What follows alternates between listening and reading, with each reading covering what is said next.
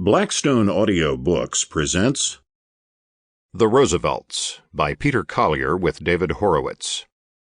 The book is subtitled An American Saga.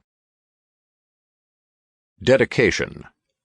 To my son, Nicholas Tyree Collier, with love and admiration. I don't care for the Henry James kind of ghosts. I want real sepulchral ghosts, the kind that knock you over and eat fire, ghosts which are ghosts and none of your weak, shallow apparitions. Theodore Roosevelt.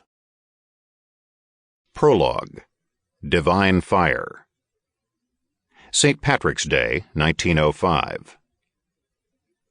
It was after the big parade had ended, and the spectators, many of them still carrying the little Irish flags they had spent the morning waving at the line of march, had begun to disperse throughout the city, when another crowd began to form outside the stately townhouse on East 76th Street, where a wedding was about to take place.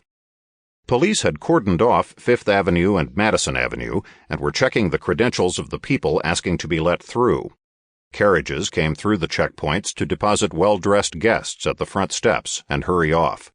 The appearance of an occasional horseless carriage caused a surge of excitement. Fugitive sounds of fiddles and sweet tenor voices coming from private parties throughout the city could be heard in the background. This event did not have anything to do with the wearing of the green, but it had its own ethnic implications.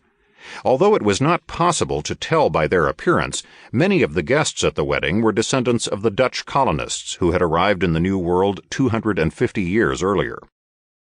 Their material and social success since then might stand in stark contrast to the experience of the Irish, whose travails were the subtext of this St. Patrick's Day celebration. Yet these Knickerbockers had retained a clannish sense of identity all their own. Indeed, the man and woman about to be married, Franklin and Eleanor Roosevelt, were cousins with the same last name. They were distinguished from each other by coming from different branches of the family tree, whose places of origin were Hyde Park and Oyster Bay, but united by larger affinities of kinship that one outsider tried to define when he said that whenever two Roosevelts met, each talked vociferously and ceaselessly to the other, paying no attention to what anyone else had to say. In time, when these two branches had fallen out and were engaged in one of the most celebrated feuds of American politics, self-defined experts, exaggerating the differences, would claim that the Oyster Bay branch were Roosevelts, and the Hyde Park clan were Roosevelts.